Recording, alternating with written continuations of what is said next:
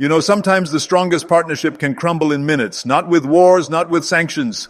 It breaks with one meeting, one refusal, one man who looks power in the eye and says no. And tonight, we're diving into that moment. The moment when Donald Trump did something unprecedented. He didn't blame a country. He didn't blame policies. He blamed one Indian. In his own words, that single person destroyed America-India relations. So who is this man? What happened in that room where cameras weren't allowed?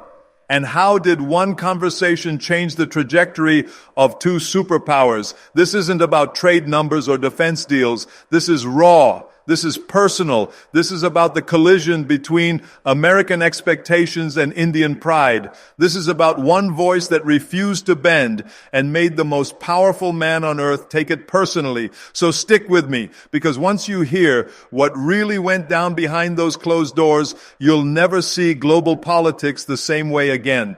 Look, it wasn't that long ago when India was just another developing country. That's the polite way the West used to say, not important.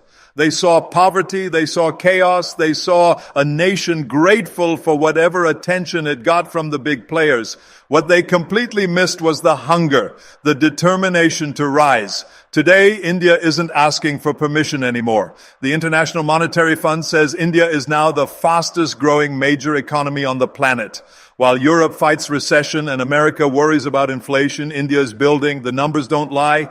GDP growth is outpacing Germany, Japan, even the US itself. This isn't just recovery, this is dominance.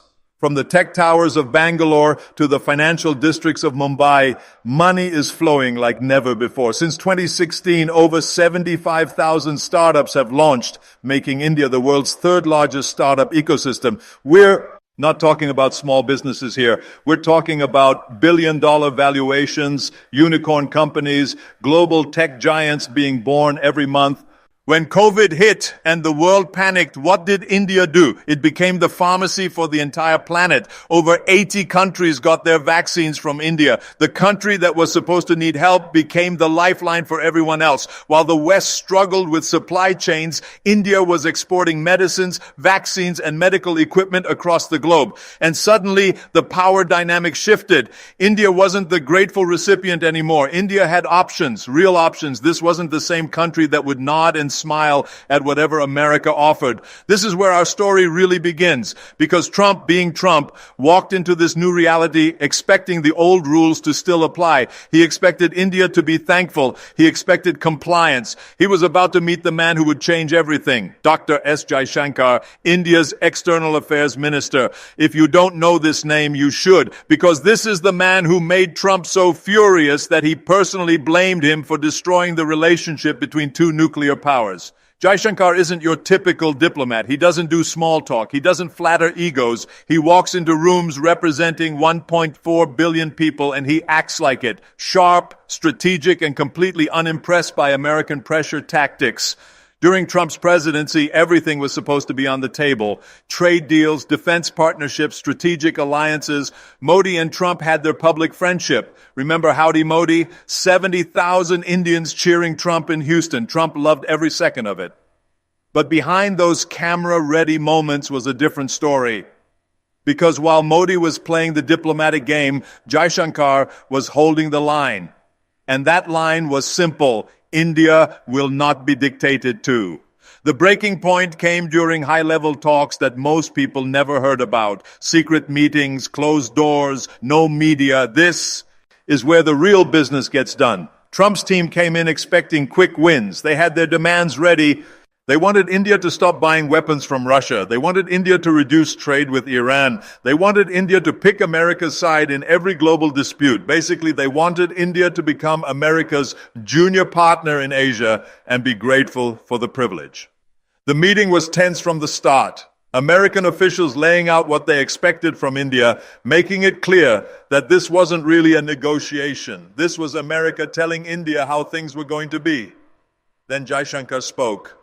Cool, calm, completely unbothered by the pressure in that room. His message was crystal clear. India makes its own decisions on defense, on trade, on foreign policy. America could either respect that or walk away. The silence that followed was deafening, because this wasn't how these meetings usually went. Countries like India were supposed to negotiate, maybe ask for something in return for compliance. They weren't supposed to just say no. But that's exactly what Jaishankar did. No long explanations, no apologies, just a firm refusal to let America decide India's policies. You have to understand what a shock this was for Trump's team. They were used to dealing with allies who needed American approval, who feared American displeasure. But India had Russia for weapons, the Middle East for oil, Europe for trade, China for manufacturing. India didn't need to depend on America for anything, and that terrified them. When they pushed harder on the Russia weapons deal, Jaishankar didn't blink. India would buy what it needed from whoever offered the best terms. When they demanded India condemn Russia over Ukraine, Jaishankar said India would stay neutral. When they wanted India to cut ties with Iran, Jaishankar said India's energy security came first. Every American demand met with quiet, unshakable resistance. This drove Trump absolutely insane, because Trump's entire foreign policy was built on personal relationships. He needed world leaders to like him, to seek his approval, to make him feel important. But Jaishankar, he treated Trump like any other world leader, equal, not superior. For Trump, being treated as equal felt like disrespect. The final straw came during defense talks. America wanted India to cancel its purchase of Russian S-400 missile systems. These are some of the most advanced air defense systems in the world. India needed them. Trump's team made it an ultimatum: buy American or face consequences. This kind of pressure usually worked. Most countries would cave rather than risk American anger. Jaishankar's response was ice cold. India will make decisions based on India's interests. That's what sovereign nations do. Sovereign nations, those two words hit like a bomb in that room, because what Jaishankar was really saying was, we're not your colony, we're not your puppet, we're an independent country that makes independent choices. And Trump took it very, very personally. After that meeting, everything changed. The public smiles continued for a while. Modi and Trump still appeared together at events. But behind the scenes, the relationship was freezing over. Trade negotiations that should have been straightforward suddenly became impossible. Defense cooperation hit roadblock after roadblock. Trump started complaining publicly about India's trade practices. He ended India's preferential trade status. He began talking about India like it was an adversary instead of an ally.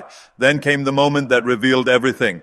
In a private conversation that later became public, Trump said the words that showed exactly how personal this had become. It's not India that's the problem. It's one Indian who destroyed our relationship. One Indian. He was talking about Jaishankar, the man who dared to say no. This is where the story gets interesting, because Trump's anger revealed something important about how power really works. It's not just about countries or policies. It's about people. It's about ego. It's about respect. Trump didn't feel rejected by a nation. He felt rejected by a person. And when someone like Trump feels personally rejected, he doesn't forget. He doesn't forgive. He takes it out on everyone. But here's what makes this story truly remarkable. Jaishankar didn't insult Trump. He didn't attack America. He didn't even raise his voice. All he did was refuse to pretend that India should be grateful for whatever America offered. That refusal changed everything, because it showed the world something that Washington didn't want anyone to see. America couldn't just order other countries around anymore. Even allies had choices now. Even partners could say no. And when India said no, it didn't collapse. It didn't get punished. It got stronger. While Trump was complaining about India, Indian companies were signing deals with American businesses worth billions. While Trump was threatening sanctions, India was building partnerships with Europe, Japan, Australia, even China. Despite border tensions, the European Union started talking about strategic partnerships with India. Japan increased its investments. Australia signed comprehensive trade agreements. India proved something that sent shockwaves through Washington. In the modern world, no single country gets to dictate terms to everyone else. And it all started with one man saying no in a conference room. Let me tell you why this matters beyond just politics. Jaishankar understood something most people never learn. Your power doesn't come from making others comfortable. It comes from knowing your worth and refusing to accept less. Think about your own life. How many times have you been in situations where someone expected you to be grateful for scraps? Where they assumed you'd say yes because you needed them more than they needed you? Jaishankar shows us what happens when you walk into any room knowing your value, when you refuse to play games where you're supposed to feel lucky just to be there. Some people get angry, some people try to punish you, but others start treating you with the respect you always deserved. Fast forward to today. Trump is back in power as of January 2025. The relationship between America and India is still complicated, but something fundamental has changed. America no longer assumes India will automatically agree. American businesses know they have to compete for Indian partnerships. American politicians know they have to treat India as an equal. And Jaishankar, he's still there, still calm, still refusing to accept anything less than respect. The man Trump blamed for destroying the relationship became the architect of India's new global position, a position where India doesn't choose sides in other people's fights, where India makes its own decisions, where India partners with everyone but belongs to no one. This is strategic autonomy, and it drives traditional powers crazy because it means you can't be controlled, can't be predicted, can't be taken for granted. When Russia invaded Ukraine, everyone expected India to condemn Russia and join sanctions. India chose neutrality, not because it supported the war, but because it refused to let others write its foreign policy. When China and India had border clashes, everyone expected India to automatically align with America. Instead, India handled it directly while maintaining trade with both countries. But this story goes beyond Trump and Jaishankar. This is about how power shifts in the modern world. For 70 years, global relationships worked one way. America set the rules, everyone else followed. If you followed well, you got rewards. If you didn't follow, you got punished.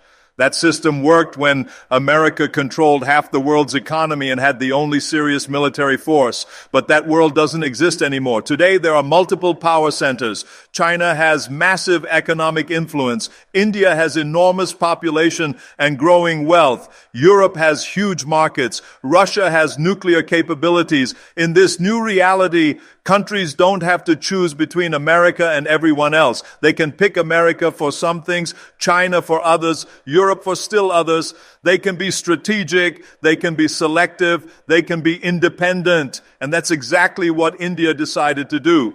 When America said choose us or China, India said we'll choose what's best for India. When America said buy our weapons or face consequences, India said we'll buy the best weapons regardless of source. When America said support our position on Russia, India said we'll support peace, not sides. This wasn't anti-American policy. This was pro-Indian strategy. But to Trump, it felt like betrayal because he was used to countries needing American approval to survive and prosper. The U.S.-India situation wasn't unique during Trump's presidency. He had similar conflicts with Germany's Angela Merkel, France's Emmanuel Macron, Canada's Justin Trudeau. The pattern was always identical. Trump would meet foreign leaders expecting deference. When he got partnership instead of submission, frustration would build. When he got independence instead of compliance, anger would explode. And usually he'd blame one specific person, not the entire country, not the system, one individual who had the audacity to treat him as an equal rather than a superior. Here's why this story matters beyond international politics and diplomatic drama. It's about how power works in your personal life. Every single day you walk into situations where people expect you to accept less than you deserve. Your boss who wants longer hours for the same salary. Your client who demands more work for the same payment. Your relationships where you're expected to compromise your values to keep others comfortable. In those moments, you face the same choice Jaishankar faced. Accept unequal terms to maintain peace, or demand equal treatment and risk losing the relationship entirely. Most people choose the first option. They accept less because they fear losing what they have. They stay quiet because they fear conflict. They compromise their principles because they fear consequences. But here's what Jaishankar understood that most people miss completely. Sometimes relationships aren't worth keeping if they require you to accept less than you deserve. Sometimes peace isn't worth maintaining if it requires silence about unfairness. Sometimes safety isn't worth preserving if it demands compromising your core values.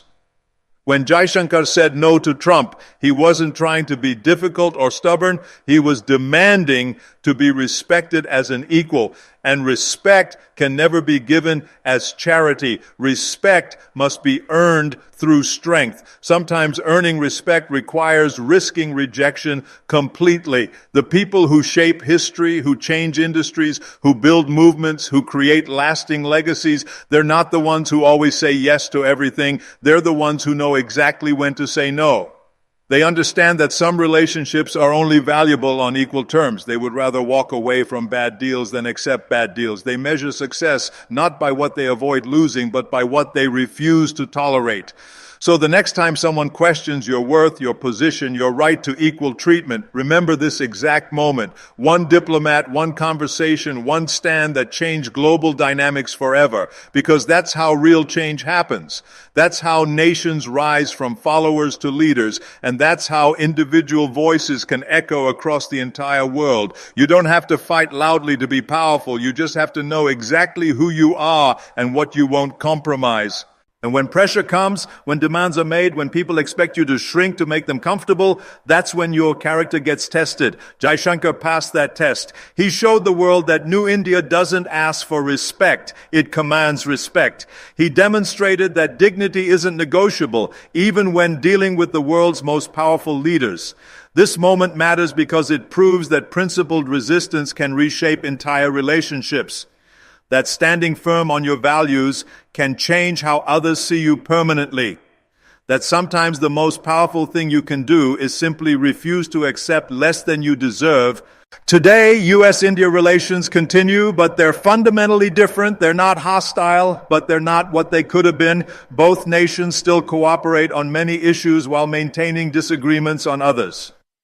India kept buying Russian energy after Ukraine conflict began. America wasn't pleased but couldn't stop it. India continued developing economic ties with China despite American pressure to contain China. Again, America disapproved but had to accept reality. The relationship survives because both countries need each other strategically, but it's now a relationship between equals, not between leader and follower. And that transformation, that shift in fundamental power dynamics, started in that room when one Indian diplomat looked one American president directly in the eye and refused to back down. Trump left office still convinced that Jaishankar had destroyed a potentially historic partnership. Jaishankar continues as India's foreign minister, still believing he preserved India's dignity while maintaining America as a valuable partner. Who was right?